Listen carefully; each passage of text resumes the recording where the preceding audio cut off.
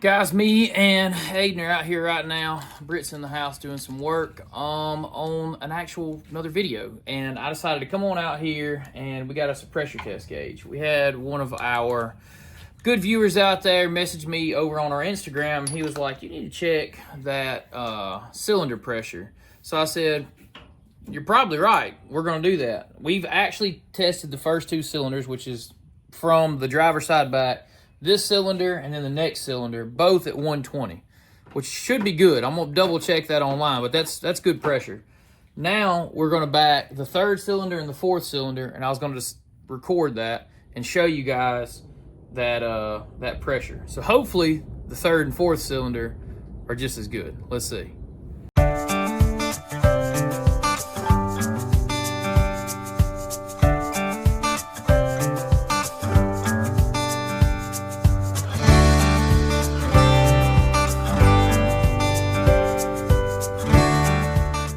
So let's pop this spark plug out.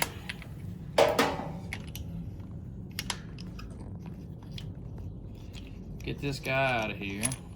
We've also ran it a little bit, so Aiden and I have been kind of reading the plugs. I am noticing something here. And this is something I'm thinking. Dirty? No, this plug here has got like a dry, and you can see how it's got the little gray in right there. But these two plugs here didn't look like that. Something's odd. Something's fishy. But let's test the pressure first. So here's our gauge. Our gauge over in here.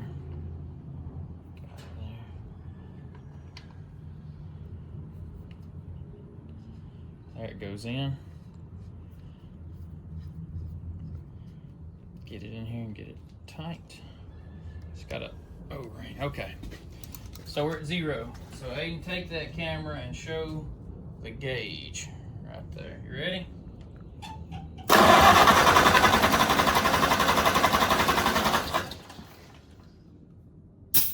All right, we're 120.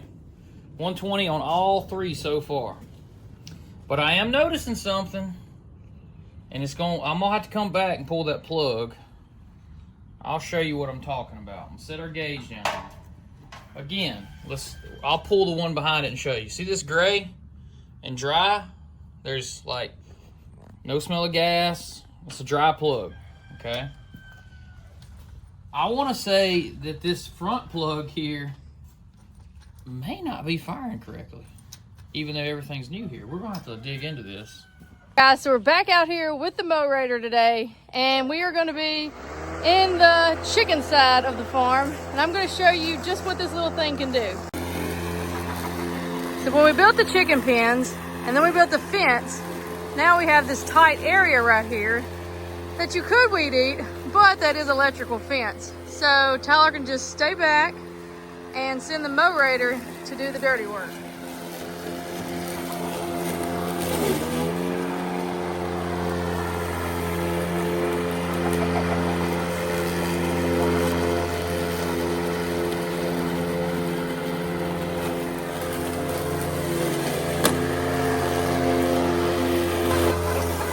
Check out that tight fit right there.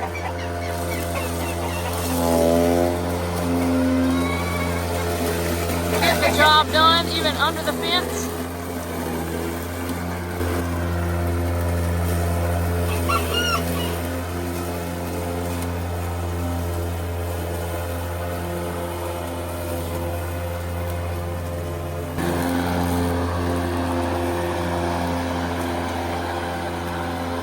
Even the chickens are checking it out.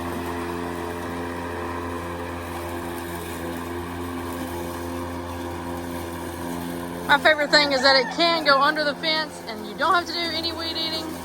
Just stand there with your remote control and get the job done.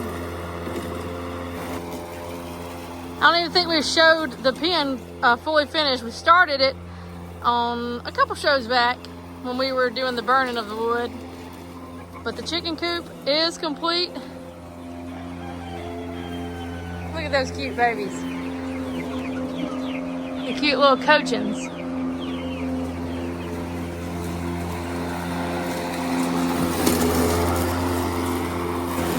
as you can tell, it's a tight fit between the fence and the chicken coop right here. So we're gonna send the Moater in to get that job done so we don't get cut up on barbed wire.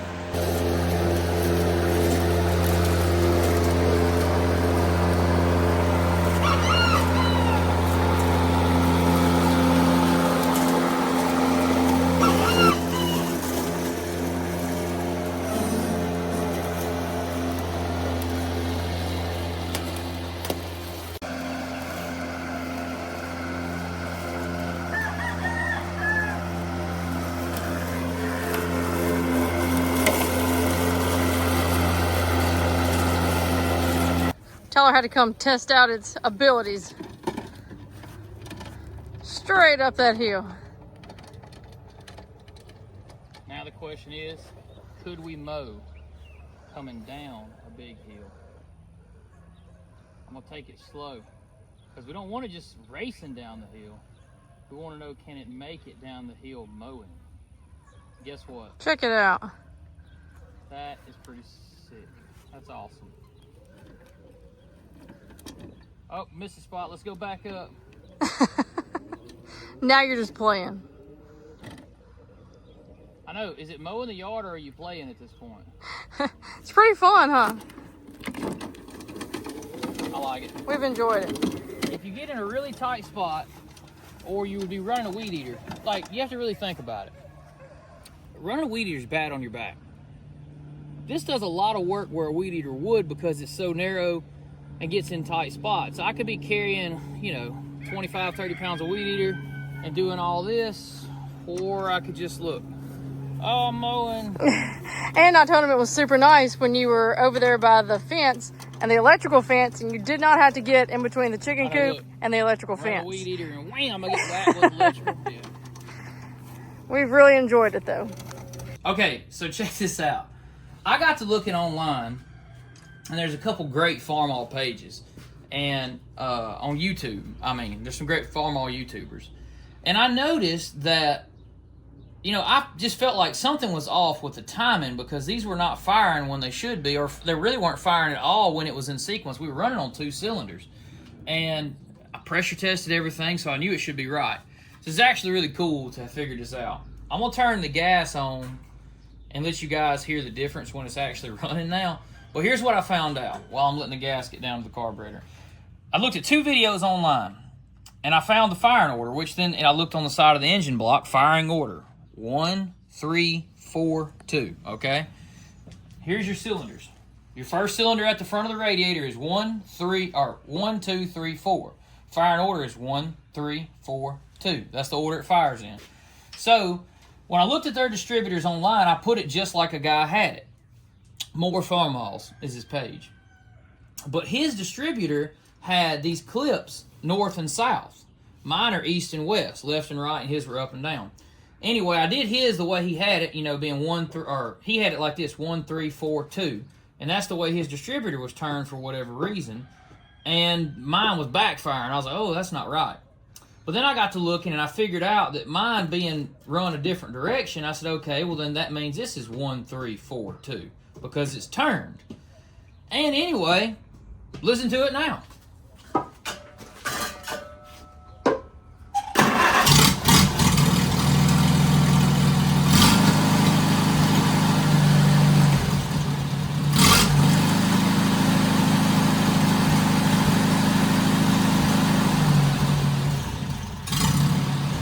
Not exactly sure how much that translates on camera, but boy does it sound better. I mean, it is night and day difference. I guarantee you it has some power now.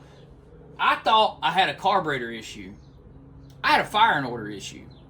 It was not firing. We were running on 2 cylinders still, and we figured it out. So here's the thing, when I had it under load out here, like I could get first, second, and third, and I guess everything under 2 cylinders and all this new stuff had made it to where it could go. I mean, it operated. We drove it at the end of that last video, but it was not at power. Something was off. And I couldn't get it in 4th gear because 4th gear, it just didn't have enough power to pull 4th gear. I'm about to tuck and put these wires where they're supposed to be instead of them just being everywhere. I'm going to get them in behind here. But I'm actually excited to take it back outside now and put it in 4th gear. I think it has plenty of power now to pull its 4th gear. That's going to be the real answer to, like, is this really doing what it should do? And then we're going to change that oil in this joker.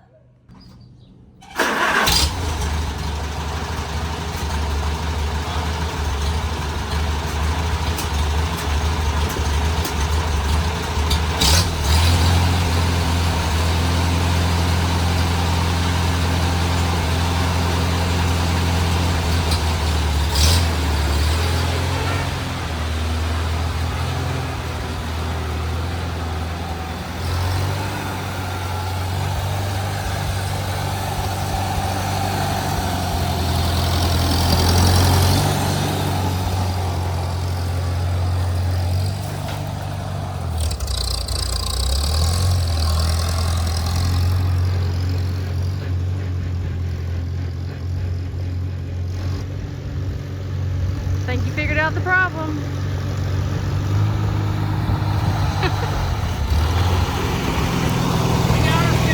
Yay! Man, it pulls so much stronger. No more burping, no hiccuping. Got a little smoke if I change the oil in it. Man, it runs better. Ready? Here we go with the drain. It's gonna be hot. Nah, it's not really that hot. It's warm, but just go fast. When it drops, you get your hand out of the way. There you go. No, it wasn't bad. No. We could have warmed it up a little more.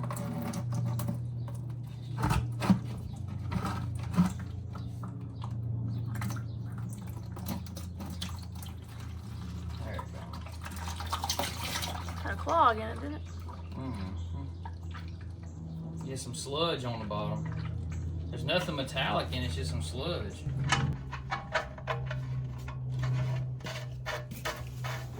We won't be going as tight as they had it. They had it extra tight. Extra. I'll give her a little. Make sure it's good and tight on there before I. Okay. Don't have to be all that tight. We gotta get an oil filter. Gotta put a new oil filter on here. That a little crispy tight too, didn't they? That may have been where they painted it. Yeah, probably, honestly. This thing had one of those. I'll show you in just a second about the paint, but they painted over a bunch of stuff. I'm gonna show you why you don't do what they did. You know what they say, Britt? What? Paint will make it what it ain't. Is that what they say? That's what they say. Alright. Painter make her what she ain't. Alright, here we go. There we go. Use the old hand hammer. I'm just gonna pull that off. Gotta lift it up on that, like so. This is what the old filter looks like. That's a Wix. They use a good one. Wix 51172. Put that in your memory bank, Britt. Let's check out what we got. What you found? International Harvester. Super A, C, and Super C. There we are. Pretty much fits all of them. All right, so we got a new filter going in. It's gonna go there. We're gonna put, get all this lined up. Get that shoulder on that bolt started like so. We've already put in the new, seal at the bottom. So right now we just gotta line it up back on top, just like so. Take that right there. New seal's already been installed. Now we gotta get all this lined up.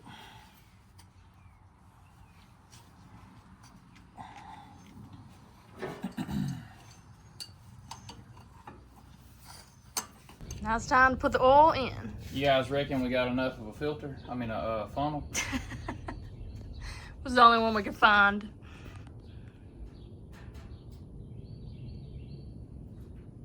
think we need more funnel. I don't think your funnel's big enough.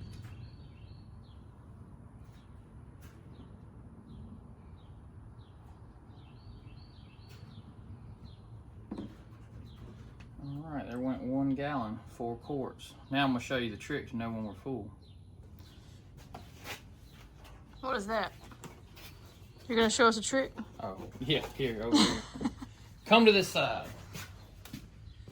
So, I think it's a 5/4, I believe, but there's a way to know without even looking it up. See something here, Britt? I don't see nothing. Exactly. You got to get oil here to your low side. Shut this off. All right. Then you got to have oil to your high side. Same scenario. But just, I'm going to pour another little bit of oil. You tell me when you get a little run here. I'm pouring now. Let's see if we see it.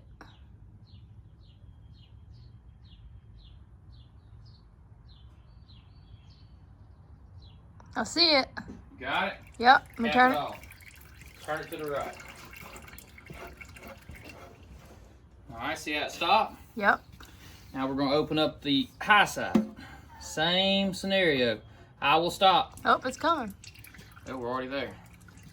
So there is a probable, I may have went about a 1/2 quart over, but the new filter has to take up. So what I'm going to do is I'm going to run it for a moment and let this filter take up what it's going to take up, and then we're going to recheck it after that. Because I was checking online. It says 5 quarts online. We put nearly 6 quarts in it. But we'll let this take up, and if we have to, we can let that high side valve drain down a little bit. We'll lose a little bit, but we'll do that if we have to. Just going to lift it enough to get that tire, which is right there. Now you gotta find something to fit to get the tire off, right? Yes.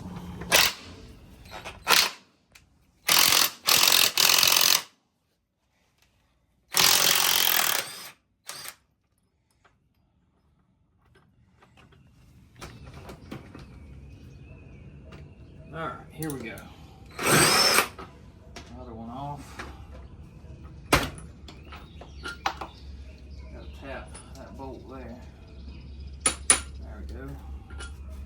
Out of there. 1 to go.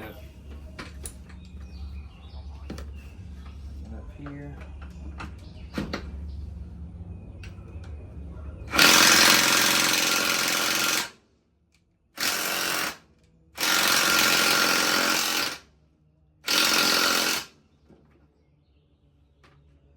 That don't beat all.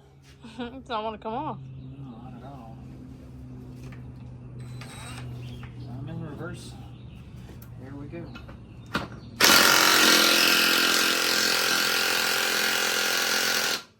Whoa. Took the wrench from my hand. It started to come.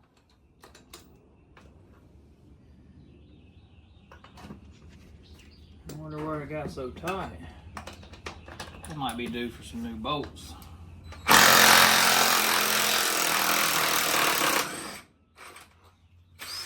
I was worried if that machine there wasn't gonna take it off. If it couldn't take it off, I know we couldn't. I don't know what the deal was. Just been there a long time, I guess. This one is off. This was the one that's not holding air whatsoever, so it's bad. I'm gonna go get some new tires. All right. Now I'll give you this side view again.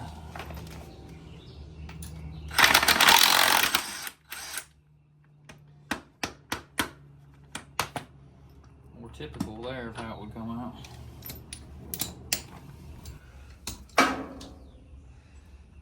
Go. I got 2 to go. Bottom one here. Ooh, that's the top one. Let it go. Now, there's only one left holding the front. That one out. I'll lift it a little bit.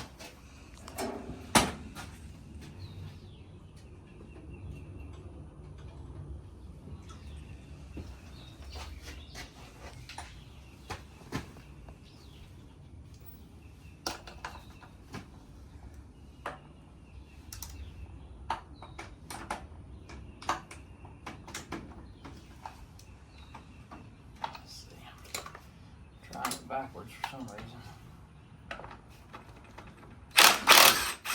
Easy.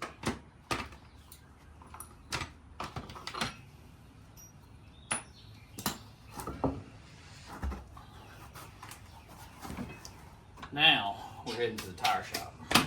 We made it back with the new tires. Brand new skins on the front. Looking nice. Well, it's a lot better than a flat, I promise you that. Very true. Didn't take much to beat that, huh? Not much.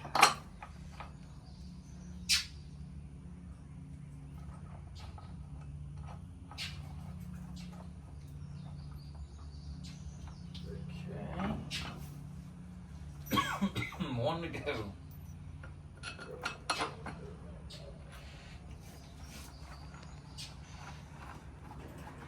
This tool here's come in handy since I got it. It sure has. Find myself using it often.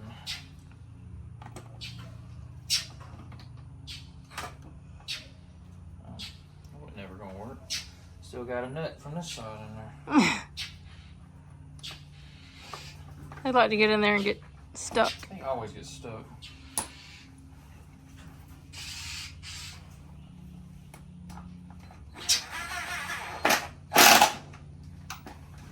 Don't want to go too tight until we get them all sort of close.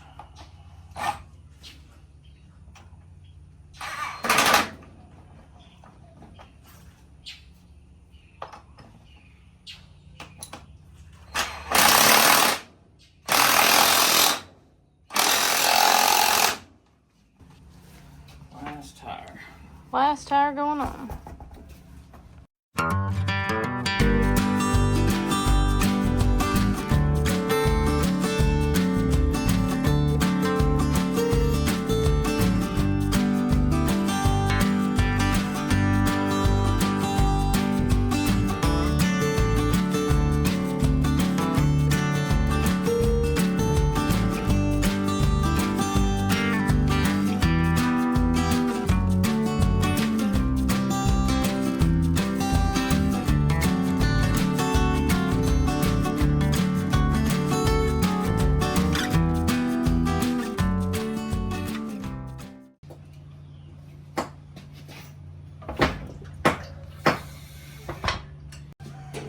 Alright, so here we go. Turn the old gas on. I'm gonna try these new tires out. Should steer better, you'd think. What do you think? Neutral.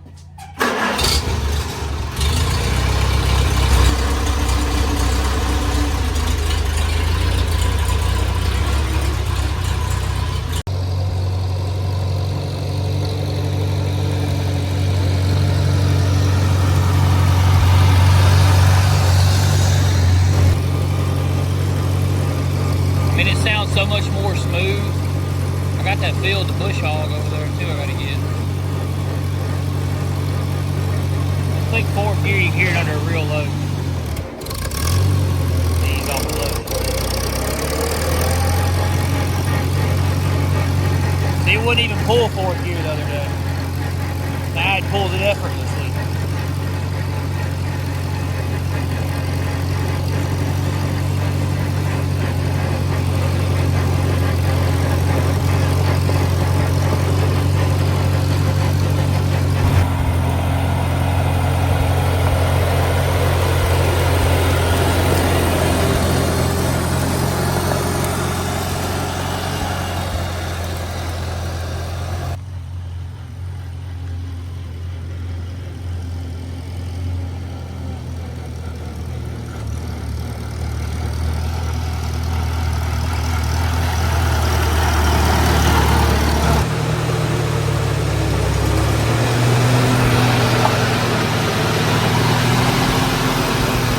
Those tires didn't stay clean too long. Well, I had the bright idea. You know, it's been raining like all get outs, and I was like, I'm going to drive it through the middle of the garden that we haven't been able to get into because it's raining like crazy. I was like, let me drive through the middle of it. It was so much mud in there, the front was just skidding. The wheels weren't even turning. It was terrible. And the rear wheels were, hey, it will spin a hole in the ground. I'll tell you one thing. You're not going to bog the motor down. It will either spin it or just, you know, you won't go nowhere. But, I mean, it really will turn. It's got some good power. So that makes me really excited. So hopefully tomorrow I'll be picking up my first piece of equipment for it. And then I'm going to get the bush hog and all that lined up for it. So I'll be able to bush hog even with it being wet soon. So I got some projects lined up for it. I can't lie, I like it. I like it better than the Ford. I know you guys, we got Ford guys, we got international guys out there at the channel. But I'm definitely more of an international fan. So yeah, it worked out really good though. The new tires are actually really nice. I'll rinse that off. They'll be okay. Yeah, there's no keeping nothing out of dirt and mud around here right now because everything is absolutely so wet. But I was glad to get a lot of these things done. The biggest thing in this video that was most important was figuring out that the electrical was all screwed up, that the time, not the timing, but the, well, I guess the timing. Plugs. The plug, yeah, they were firing at the wrong time, you know, so we got that figured out. We got that resolved, and it actually has power now. I could load it, it barely when we got it wanted to load itself on the trailer. Now we could drive it up the trailer dragging something. So it's got plenty of power. Compression's been tested, everything on it is doing excellent. So guys, we are about to get some excellent use out of this tractor right here on the farm. So guys, Brittany's been running the camera mostly for this one, and we might get a little clip of her in between now and then. I haven't got to use it. Running this tractor. Actually, I know we will. We will get a clip of Brittany running the tractor to include in this video. But this is going to wind this particular video down because we have gotten a lot of work done on this tractor. It would come in pretty much unusable, and we fixed it. You know, it feels really good and gratifying to find an issue and then sort through it, figure it out, and then it actually resolve and fix it. You know, finding it out, troubleshooting, and getting the situation fixed feels good, makes you feel good as a person that you accomplished something. That's something right, wasn't usable, you made it usable. I can't wait to feature this thing here on the actual channel, showing us bush hogging and working and pulling and doing that type of stuff, because, I mean, this really is a big hobby for me. I really love these tractors, and my wife is super supportive in that. She loves the way they look and run, and she's drove a Farmall C, she drove a Farmall Super A. I don't know if you ever drove the Super H. Did you drive the Super H we have? Maybe. I don't know if I did. Maybe the Super H, but we lived on a hill when we had the Super H. We did. We lived on a rear steep hill. And it was a tricycle front end, so she was a little sketchy. She was scared of it on the tricycle front end on the hillside. And two, I don't blame her. They are very tippy. But this one is going to be very good use for us here. If you guys like this type of content and you're a fan of International Harvester tractors, comment down below. Let us know. If you guys like, comment, and subscribe. That helps us with our videos and keeps us pushing and moving forward, guys. This is going to do it for this one. But until next time, see ya. Bam.